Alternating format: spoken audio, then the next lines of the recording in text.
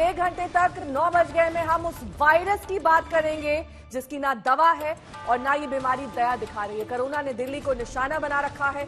24 घंटे में फिर से 121 मौतें का मामला सामने आया। तो वहीं गुजरात से लेकर मध्य प्रदेश, महाराष्ट्र, राजस्थान तक इस बीमारी ने फिर से ताकत दिखानी शुरू कर दी है। इन राज्यों के प्रभावित जिलों में नाइट कर्फ्यू लगाने की नौबत आ गई है। तो वहीं स्कूल कॉलेजेस पर फिलहाल तालाबंदी जारी रहेगी। तो आपको बता दें कि कोरोना की फिलहाल ना कोई दवा बनी है, अभी तक ट्रायल स्टेज पर वैक्सीन है और वायरस किसी तरीके से दया तमाम राज्यों में नहीं दिखा रहा है। दिल्ली में हर दिन कोरोना का आंकड़ा पिछले दिन की तादाद से मुकाबला कर रहा है, लगातार बढ़ता जा रहा है। 24 घंटे में 121 मौतें हुई हैं। कल 9 आपको बता दें नए केस 6,500 दर्ज किए गए हैं। सरकार के दावे भरपूर है, लेकिन सच तो यह है कि अस्पताल फुल हो गए हैं, ना बेड है, ना सही तरीके से इलाज मिल पा रहा है।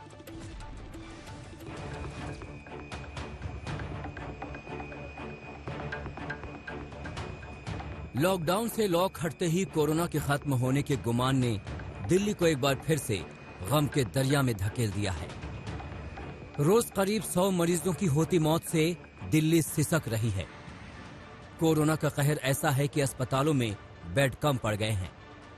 कहीं मौत से जूझते मरीज को बेड नसीब नहीं हो रहा है, तो कहीं बिना इलाज के ही दम निकल रहा है।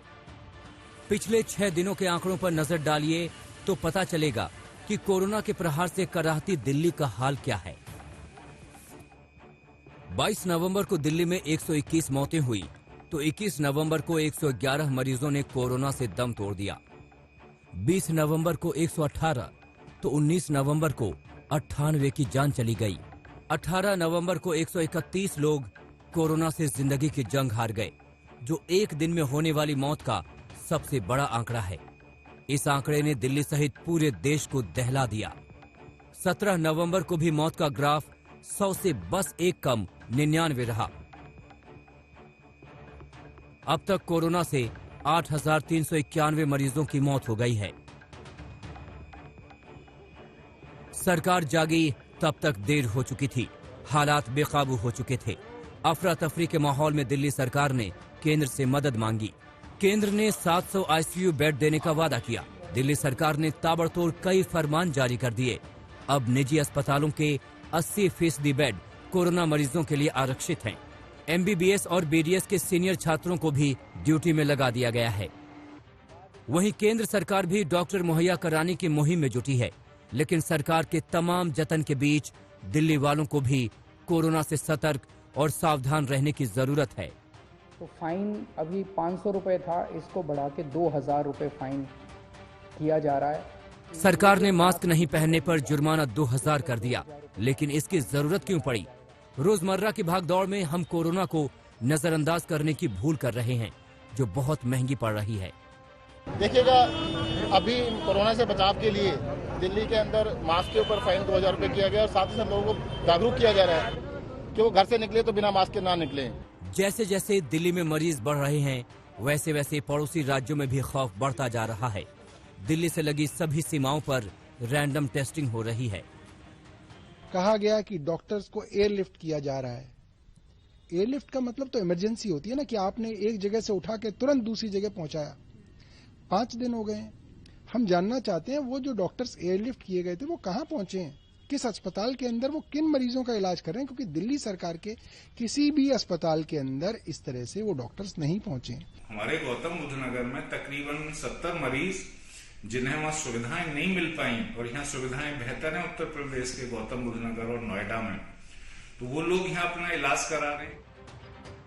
हमेशा याद रखिए, 2 गज की दूरी है, जरूरी है।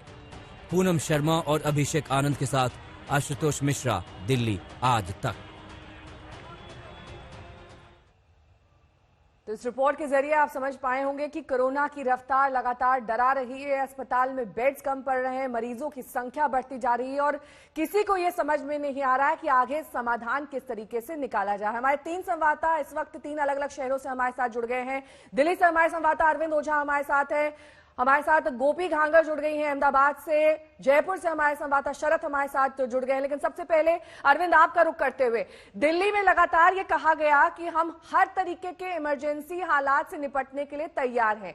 जो कोरोना के मरीज हैं उनके लिए बेड्स आरक्षित किए जाएंगे, आईसीयू बेड्स बढ़ाए जाएंगे, डॉक्टर्स को एयरलिफ्ट किया जाएगा, यहां तक कि जो एमबीबीएस के छात्र हैं उन्हें भी डिप्लॉय किया जाएगा। लेकिन तमाम इंतजामों के बावजूद कहीं ना कहीं ये सेंस आ रहा है इस वक्त कि मरीजों की संख्या तो बढ़ रही है, तो हालात तो बेकाबू है ना। ऐसे में क्या इमरजेंसी एक्शन प्लान है?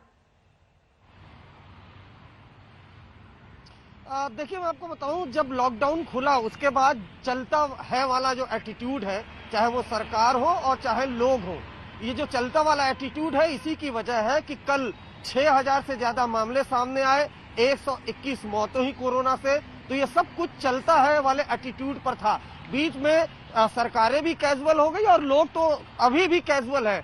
दिल्ली की सड़कों का नजारा है, जिस तरह से कल नांगलोई में एक मार्केट को सील कर दिया गया। नेहा, अगर उस मार्केट की तस्वीरें आप दिन की देखती तो रूह कांप जाती। एक के ऊपर एक लोग चढ़कर शॉपिंग कर रहे, खरीदारी कर रहे हैं। अभी की अगर बात करें तो देखिए, इस मार्केट में मौजूद अभी सन्नाटा है, लेकिन कुछ देर बाद ऐसी दिल्ली से तस्वीरें आ जाती हैं कि वो रूह कपा देने वाली है। तो जो कैजुअल अप्रोच था, बीच में खासकर दिवाली का मौका था, लोग मार्केट में खरीदारी कर रहे थे, लेकिन जब लॉकडाउन खुला तो आहिस्ता आहिस्ता अगर सरकारें खोलती, आहिस्ता आहिस्ता मार्केट शॉप खुलते और बाकायदा तमाम जो गाइडलाइंस उनका पालन किया जाता, तो ये नौबत नहीं आती। अब हालत ये है कि 2000 का चालान है, इसलिए लोग मास्क पहनकर घूम रहे हैं और कहीं ना कहीं पैसे बचाने के चक्कर में। लेकिन अभी भी दिल्ली के तमाम ऐसे मार्केट आपको दिख जाएंगे जहां कैजुअल संक्रमण का डर कम है, जुर्माने का डर ज्यादा है। गोपी घांगर हमारे साथ जुड़ी हुई हैं। गोपी, नाइट कर्फ्यू का कितना असर दिख रहा है ये आपसे जानेंगे, लेकिन इस बीच आपको बता दें कि गुजरात में कोरोना के बढ़ते मामलों के चलते नाइट कर्फ्यू अहमदाबाद, वडोदरा, सूरत, राजकोट शहर में जारी रखने का फैसला किया गया। आज से 10वीं से 12वीं तक के स्कूलों को खोलने का फैसला टाल दिया गया है। 24 घंटे में राज्य में कोरोना के करीब 1500 नए मामले सामने आए हैं। एमपी के 5 जिलों में नाइट कर्फ्यू लागू है। अहमदाबाद में 57 घंटे का कर्फ्यू खत्म हो गया है। इसकी और जानकारी के लिए सीधे रुक करेंगे, हमारे संवाददाता गोपी घांगर इस वक्त जुड़ गई हैं हमारे साथ। लेकिन इस बीच एक रिपोर्ट आपको दिखा देते हैं।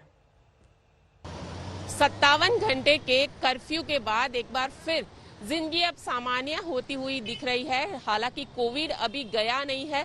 लोगों को ये कहा जा रहा है कि वो मास्क पहने। आप देख सकते हैं सड़कों पे जो ट्रैफिक है वो आम दिनों की तरह ही यहाँ पे दिख रहा है। अहमदाबाद के कांकरिया पे हम मौजूद हैं और यहाँ पे सुबह के वक्त में कई सारे लोग मॉर्निंग वॉक के लिए आते हैं। यहाँ पे आप देख सकते हैं जो मॉर्निंग वॉक करने वाले लोग हैं वो भी यहाँ पे, लेकिन आप भी लोग सुधर नहीं रहे हैं। आप देख सकते हैं बिना मास्क के ही लोग यहाँ पे घूम रहे हैं, क्योंकि कोरोना का काल चल रहा है। लोगों को बोला गया है कि वो मास्क पहने जब तक वैक्सीन नहीं आता है। बावजूद उसके लोग बिना मास्क के ही यहाँ पे घूमते हुए नजर आ रहे हैं। हालांकि सरकार की ओर से 57 घंटे का कर्फ्यू रखा गया। उसके बाद अब आज रात को 9 बजे से लेकर सुबह 6 बजे तक ही रात्रि कर्फ्यू भी रहेगा। लेकिन लोगों के लिए ये जरूरी है कि वो मास्क पहने, कोरोना की गंभीरता को समझे। और अस्पताल जहां की बात की जाए तो प्राइवेट अस्पताल ने भी कुछ क्राइटेरिया अनाउंस किए हैं। उसी क्राइटेरिया के तहत अगर 101 डिग्री से ज्यादा 3 दिन तक बुखार रहेगा तभी मरीज को एडमिट किया जाएगा। 60 साल से ज्यादा उम्र के लोगों को प्राथमिकता दी जाएगी। ये सारी चीजें तय की गई है। सरकार भी बार बार ये कह रही है कि लोग बिना मास्क के बाहर ना निकले। 1000 रुपए का जुर्माना भी तय किया गया है। बावजूद उसके लोग इसे गंभीरता से नहीं ले रहे।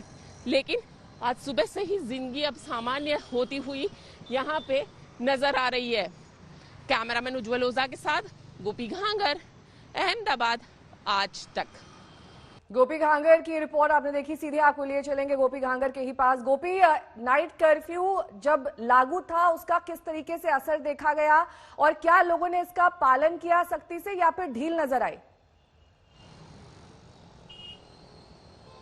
बिल्कुल, मैं आपको बता दूं नेहा की 57 घंटे का जो कर्फ्यू था वो काफी सख्ती से पालन करवाया गया। लोगों को भी ये बताया गया था कि अगर घर से बाहर निकलेंगे तो उन पे जुर्माना लगाया जाएगा। मास्क के बिना मास्क के बाहर निकले तो 1000 रुपए का जुर्माना है और अब तक गुजरात पुलिस के जरिए करोड़ों रुपए का जुर्माना वसूल भी किया जा चुका है। बावजूद उसके आप देख सकते हैं हम मौजूद है अहमदाबाद के पालडी इलाके में। लोग यहाँ पे आज सुबह जब 57 घंटे का कर्फ्यू खुला तो एक सामान्य जिंदगी की तरह ही यहाँ का नजारा दिख रहा है। कहीं ना कहीं लोगों में जो कोरोना को लेकर गंभीरता होनी चाहिए या फिर कहीं ना कहीं जो डर होना चाहिए वो यहाँ पे नहीं है और लोग बिना सोशल डिस्टेंस रखे, बिना किसी भी तरीके की मास्क पहने लोग बाहर घूमते हुए नजर आ रहे हैं। अगर अस्पतालों की बात की जाए तो अस्पतालों के हाल काफी बुरे हैं अहमदाबाद में, क्योंकि अब जो बीमारी है उसकी वजह से लोगों को बेड नहीं मिल पा रहे हैं।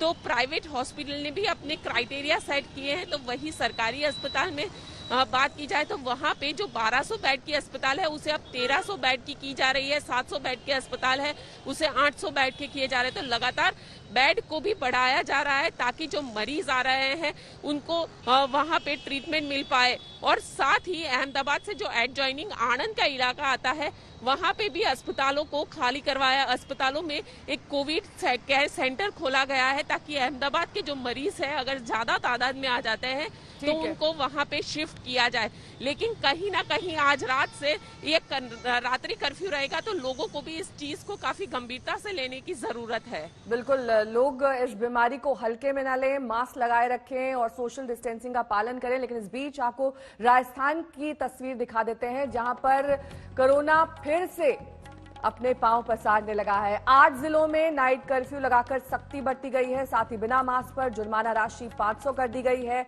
हरियाणा और महाराष्ट्र ने भी स्कूलों को खोलने का फैसला फिलहाल टाल दिया है।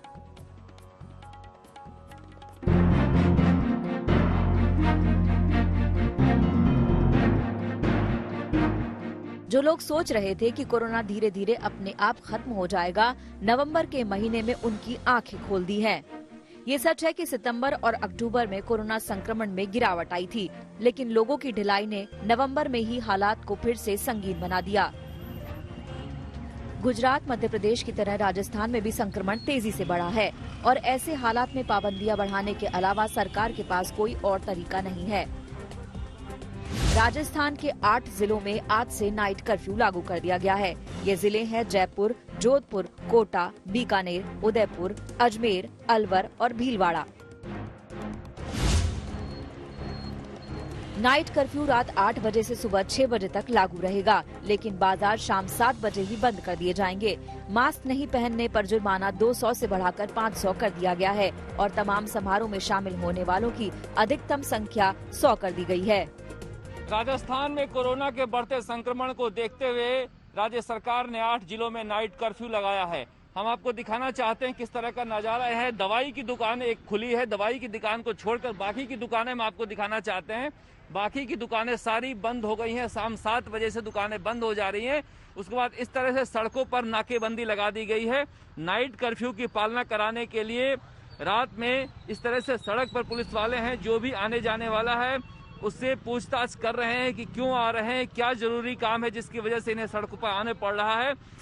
मैं कर लूंगा बात, सब मैं मुख्यमंत्री से बात करूंगा डायरेक्ट। एक तरफ कोरोना से जंग में सरकार के माथे पर पसीना आ रहा है, दूसरी ओर सत्ताधारी पार्टी के विधायक कोरोना नियमों के पालन को शान के खिलाफ मान रहे हैं। जयपुर में कांग्रेस विधायक अमीन कागजी मास्क लगाने को लेकर पुलिस वालों से भिड़ गए।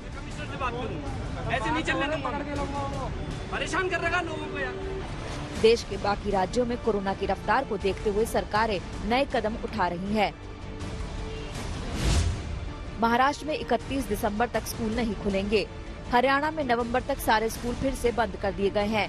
मध्य प्रदेश में 5 जिलों में नाइट कर्फ्यू लागू किया गया है। गुजरात के 4 महानगरों में नाइट कर्फ्यू लागू किया गया है। दिल्ली में कोरोना नियम तोड़ने पर जुर्माना बढ़ाकर 2000 रुपए हो चुका है। कोरोना की सबसे ज्यादा मार झेल चुका महाराष्ट्र तो दिल्ली में कोरोना संक्रमण की बढ़ती रफ्तार से इतना खौफजदा है कि दिल्ली मुंबई की ट्रेन और विमान सेवा पर रोक लगाने की तैयारी में है। इस पर कल फैसला लिया जा सकता है।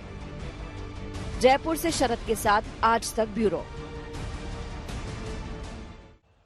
शरद कुमार हमारे संवाददाता इस वक्त जयपुर से हमारे साथ जुड़ गए हैं। शरद, 8 जिलों में राजस्थान के नाइट कर्फ्यू लागू किया गया है, किस तरीके से इसका सख्ती से पालन किया जाए, कैसे वहां पर फोर्सेस को डिप्लॉय किया गया है, साथ ही ये भी जानकारी दीजिए अगर कोई बिना कारण सड़क पर नजर आता है तो क्या तब भी जुर्माना लगेगा?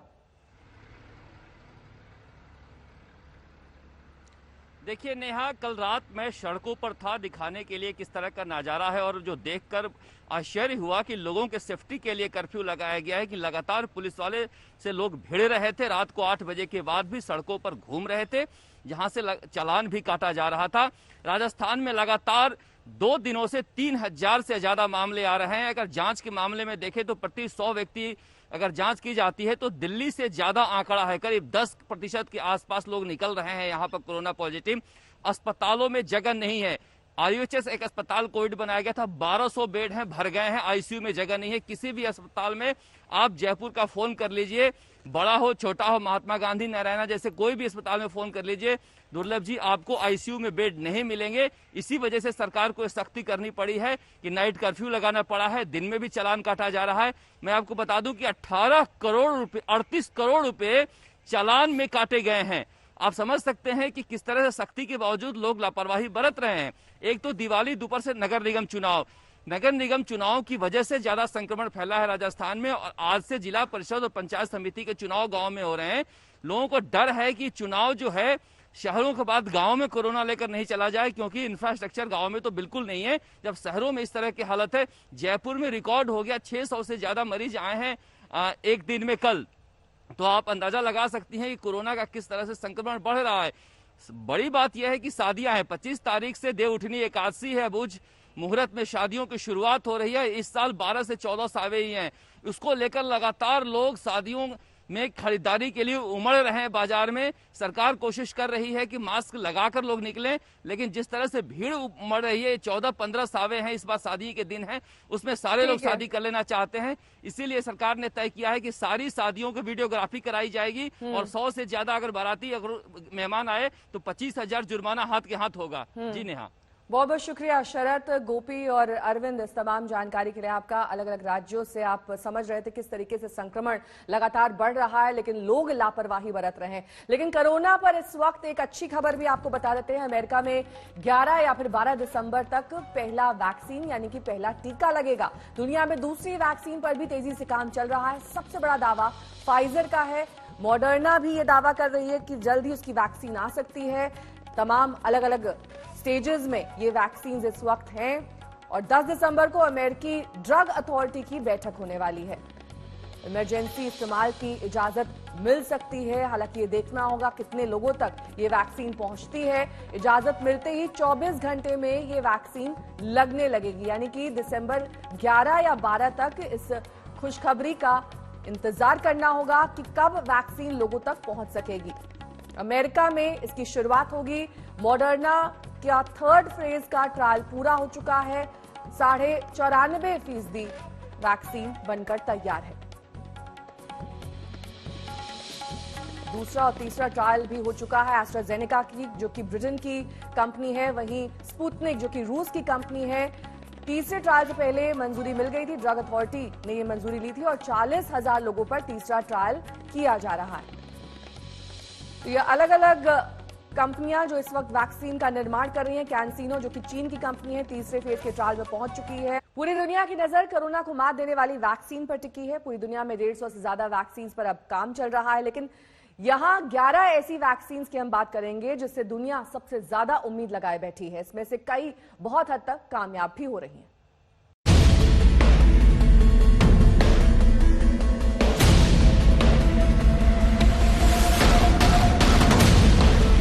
साथियों, जब तक इस महामारी की वैक्सीन नहीं आ जाती, हमें कोरोना से अपनी लड़ाई को रत्ती भर भी कमजोर नहीं पड़ने देना है।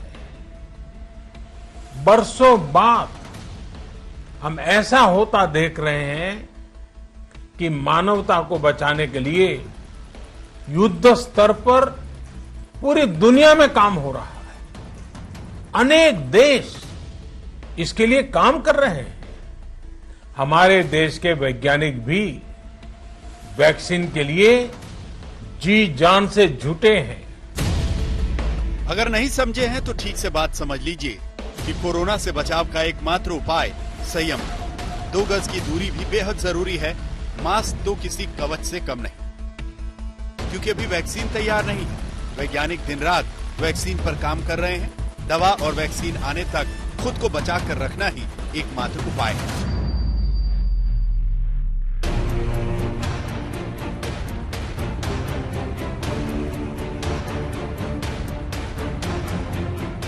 कोरोना वैक्सीन बनाने के लिए दुनिया भर के रिसर्चर कड़ी मेहनत कर रहे हैं। दुनिया में कम से कम 137 वैक्सीन पर ट्रायल चल रहे हैं,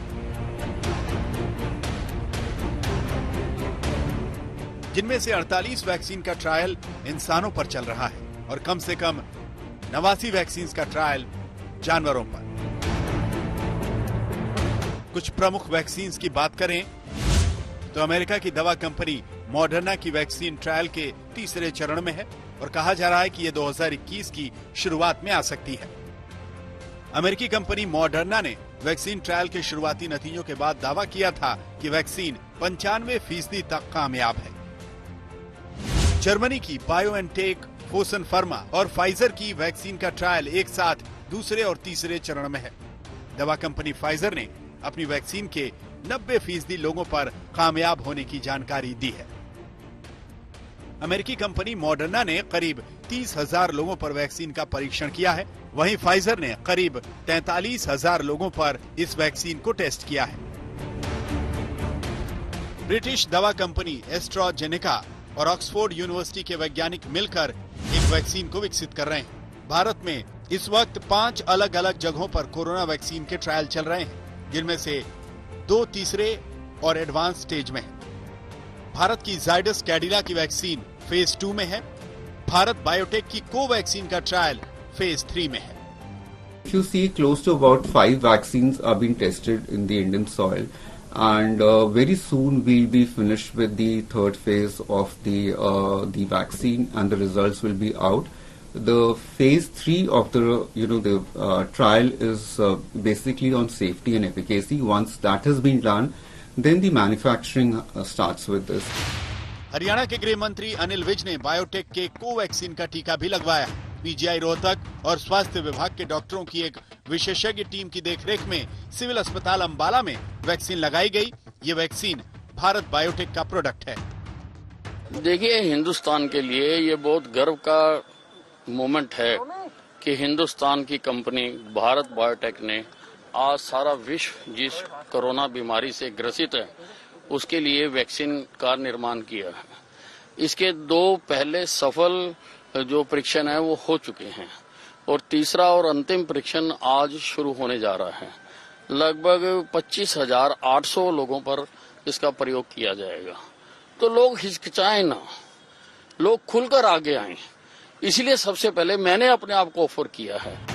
केंद्रीय स्वास्थ्य मंत्री डॉक्टर हर्षवर्धन ने उम्मीद जताई है कि 2021 के शुरुआती 2-3 महीनों में वैक्सीन मिलनी शुरू हो जाएगी। देखिए, ये डेट देना बहुत मुश्किल है, लेकिन वैक्सीन के रिसर्च के मामले में भारत के वैज्ञानिक जो है दुनिया के वैज्ञानिकों की तरह बहुत अच्छी तरह से काम कर रहे हैं। जैसे उसके जो कामयाबी के रिजल्ट्स आएंगे तो देश के सामने उनको प्रस्तुत किया जाएगा। निश्चित रूप से अगले साल के अंदर वैक्सीन आएगा और अगले साल के शुरुआती महीनों में ही आएगा। चीन के कैंसिनो बायो की वैक्सीन फेज 3 ट्रायल में है। इसके आपातकालीन इस्तेमाल की मंजूरी दे दी गई। इसी तरह रूस के स्पुतनिक वी का ट्रायल फेज 3 में है और इसके आपातकालीन इस्तेमाल की मंजूरी दे दी गई है। स्वीडिश कंपनी एस्ट्राजेनेका और ऑक्सफोर्ड यूनिवर्सिटी की वैक्सीन कोविशील्ड के फेज 2 और फेज 3 के ट्रायल एक साथ चल रहे हैं। इस वैक्सीन से भी बहुत ज्यादा उम्मीदें हैं। हालांकि ये समझना और कहना अभी बेहद मुश्किल है कि कौन सी वैक्सीन सबसे बेहतरीन नतीजा देगी। एक तो वैक्सीन का आना ही सबसे बड़ी चुनौती है और अगर आ भी गई तो पूरी आबादी के लिए एक साथ इसे मुहैया करवाना लगभग असंभव है। ऐसे में माना जा रहा है कि बुजुर्ग और स्वास्थ्य कर्मी सरकार की पहली प्राथमिकता होंगे। आज तक ब्यूरो। बिहार चुनाव में मिली हार के बाद कांग्रेस में अंदरूनी कलह जारी है और इस कड़ी में नया नाम है गुलाम नबी आजाद का। जी हां, उन्होंने भी पार्टी के रणनीतिकारों पर सवाल उठाए हैं। उन्होंने बड़ी बेबाकी से कहा कि 5 स्टार होटल में बैठकर चुनाव नहीं लड़े जाते। सबसे बड़ा कारण मैं लीडरशिप को दोष नहीं देता। बहुत सारे लोग लीडरशिप को दोष देते हैं, कांग्रेस प्रेसिडेंट को, राहुल गांधी को। मैं उनको दोष नहीं दूंगा। उसका कारण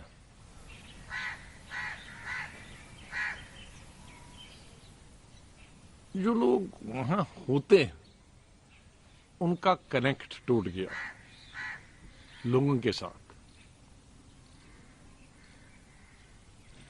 वो ब्लॉक लोगों के साथ कनेक्ट टूट गया है, डिस्ट्रिक्ट लोगों के साथ कनेक्शन टूट गया है। प्रॉब्लम क्या है कि जब कोई पदाधिकारी हमारी पार्टी में बनता है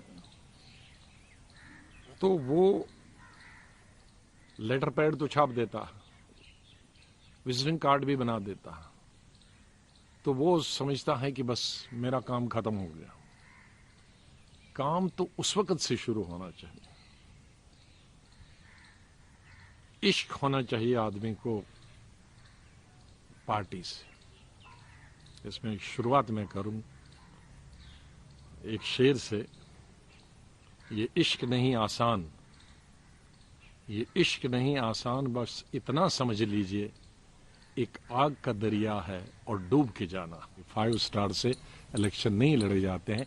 आज हमारी प्रॉब्लम लीडरों की क्या है, लीडरों के है टिकट ले दिया तो जाके 5 स्टार में पहले बुक हो गया, फिर 5 स्टारों में भी कौन सा अच्छा है उसमें चले जाए कि 5 स्टार डिलेक्स होगा तो उसमें जाएंगे, फिर एयर कंडीशन गाड़ी के बगैर नहीं जाएंगे, फिर जहां कच्ची सड़क है वहां नहीं जाएंगे।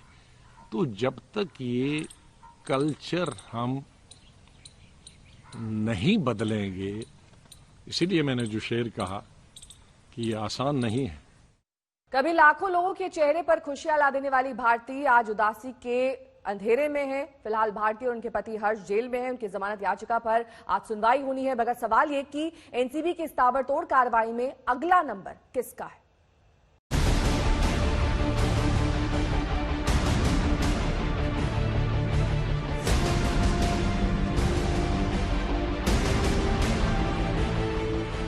लाखों चेहरों पर मुस्कुराहट बिखेरने वाली कलाकार के चेहरे पर उदासी छाई है। नशे के जाल ने भारती को जेल की सलाखों के पीछे पहुंचा दिया है। एनसीबी ने भारती और उनके पति हर्ष लिम्बाचिया की आजाद जिंदगी की स्क्रिप्ट पर लिख दिया है पैकअप। कॉमेडियन भारती सिंह ने अपने करियर की शुरुआत छोटे रोल से की थी, लेकिन आज वो नारकोटिक्स कंट्रोल ब्यूरो की गिरफ्त में है। भारती सिंह और उनके हस्बैंड हर्ष को नारकोटिक्स कंट्रोल ब्यूरो ने अरेस्ट कर दिया है। ये कार्रवाई तब हुई है जब उनके घर से गांजा बरामद हुआ था। जैसे जैसे एनसीबी की जांच आगे बढ़ रही है, वैसे वैसे फिल्मी सितारों और टीवी कलाकारों की धुकधुकी बढ़ रही है। पता नहीं कब किसका नंबर आ जाए। इसी कड़ी में नाम जुड़ा भारती का। एनसीबी की 3 टीमों ने एक साथ भारती के घर पर छापा मारा था। छापे वर्सोवा, लोखंडवाला और सबर्ब में की गई। इस छापेमारी में भारती सिंह के घर से 86.5 ग्राम गांजा बरामद हुआ। घर से ड्रग्स की बरामदगी के बाद एनसीबी ने भारती और उसके पति को पूछताछ के लिए बुलाया। पूछताछ के लिए लाए हैं, बस पूछताछ के लिए लाए हैं। अरे नहीं भाई, पूछताछ के लिए लाए हैं। एनसीबी ने दोनों से देर रात तक सवाल जवाब किया। दोनों से पहले अलग अलग पूछताछ हुई, फिर दोनों को साथ बिठाकर सवाल दागे गए। इस पूछताछ में दोनों ने ड्रग्स लेने की बात मान ली। एनसीबी गिरफ्त में आए पेडलर की सूचना पर भारती तक पहुंची थी। 21 नवंबर को ही मुंबई के खार इलाके से एक पेडलर पकड़ में आया, जिसके पास से LSD, गांजा और साइकोट्रोपिक दवा मिली। 21 साल के पेडलर ने पूछताछ में भारती का नाम लिया। हालांकि टीवी कलाकारों की गिरफ्तारी पर महाराष्ट्र सरकार के मंत्री नवाब मलिक की अलग राय है। गिरफ्तारी करके सिर्फ पब्लिसिटी लेना ये उचित नहीं। एनसीबी का काम है कि ये ड्रग आता कहाँ से है, बेचने वाले कौन लोग हैं, पैदा कैसे होता है, बड़ी खेप कहाँ से आ रही है। ऐसी एक भी कार्रवाई एनसीबी की तरफ से नहीं होती तो इसका क्या सोचा जाए कि बेचने वालों को खुली छूट दी गई है, माल लाने वालों को खुली छूट दी गई है और सिर्फ पब्लिसिटी करके लोगों के आंखों में धूल झोंका जा रहा है। अब सवाल ये है कि ये कड़ी कितनी बड़ी है। वो कौन सितारे हैं जो नशे के इस कारोबार का हिस्सा हैं? श्रुति भड़जात्या और मुस्तफा शेख के साथ पंकज उपाध्याय, मुंबई, आज तक। भारती के कबूलनामे और गिरफ्तारी से हर कोई सन्न है, खासकर उनके साथ काम कर चुके लोग। हमने भारती की गिरफ्तारी पर बात की मशहूर कॉमेडियन सुनील पाल से। सुनील पाल जी, ये जो पूरा का पूरा मामला सामने आया है, इसको कैसे आप देख रहे हैं? देखिए, नशा जैसे कि अभी कुछ लोग कह रहे थे कि नशा करने वालों को पकड़ा जाता है, नशा सप्लाई करना। देखिए, दूसरों के पाप गिनाने से खुद के पाप कम नहीं हो जाते। बिल्कुल। मैं भारती को तब से जानता हूँ जब वो जीरो थी और मेरे सामने उसको मैंने स्टेज पे लॉन्च होते हुए देखा था और बहुत चबी और बहुत खूबसूरत और बहुत अच्छा परफॉर्म कर रही थी और तभी मैं समझ गया था उसके परफॉर्मेंस से कि ये एक दिन बहुत बड़ी स्टार बनेगी, सुपरस्टार बनेगी। उसके अंदर मैंने उसके आर्ट देखा, उसके अंदर कला देखी मैंने, और जब वो बड़ी स्टार बनी, सुपरस्टार बनी, तो उसके अंदर कोई बदलाव भी नहीं देखा। जो कूल बनने की कोशिश करते हैं, जो पार्टी एनिमल टाइप के लोग होते हैं, जो पेज 3 के लिए मरे जाते हैं, कपड़े उतारते हैं, फोड़ता दिखाते हैं, नंगापन दिखाते हैं, उनके लोगों में उस पार्टी में शामिल होकर मेरे ख्याल से हमारी भारतीय जो है वो उस तरह से हो गई है। अब हम कॉमेडियंस के लिए तो पहले से ही प्रॉब्लम था, क्योंकि कॉमेडियन ऑलरेडी सॉफ्ट टारगेट होते क्या हैं। इस तरह की भी बात होती है सुनील पाल जी कि ड्रग्स लेने से या फिर नशा करने से कॉमेडी नेचुरल होती है, ज्यादा अच्छी एक्टिंग होती है? क्या इस तरह की बातों में सच्चाई है? चित्रा जी, बहुत सारे ऐसे दो कौड़ी के लोग हैं जो लोगों को मिसगाइड करते हैं, कहते हैं यार सिगरेट पीने से तुम्हारी आवाज में अमिताभ बच्चन वाला बेस आएगा, ठीक है, जब बियर पियोगे तो तुम्हारे चेहरे पे शाहरुख खान जैसा ग्लो आएगा, तुम ऐसे वो फला नशा करोगे तो सलमान की तरह बॉडी बनेगी, तुम ऐसा करोगे तो नवाजुद्दीन सिद्दीकी की तरह, नाना पाटेकर की तरह इंटेंस एक्टर बनोगे। ऐसे बहुत सारे मिसगाइड करने वाले लोग हैं खूबसूरती के लिए, मतलब इतना। हालांकि सच्चाई ये नहीं है, जब भी आप नशा करोगे, नशे के आदी हो जाओगे, और नशा कभी किसी का हल नहीं होता है। वो फिर अपने प्रोफेशन के लिए दुश्मन बन जाता है, अपने खुद के लिए दुश्मन बन जाता है। रतन नोरा बात कर रहा हूँ, खत्म पूरा। नशे से बुरा, नशे से बहुत है, जीवन होता है बुरा। नशा करोगे तो बन जाओगे धतूरा। एनसीबी का फुल फॉर्म है नशा छोड़ो भारती। और प्यार करो जीवन से, सच्चाई से, भक्तजनों, भावनाओं को समझो। और कलाकार की भावनाएं यही कहती है कि नशा से कुछ नहीं होता, नशा करता है सिर्फ बुरा दशा।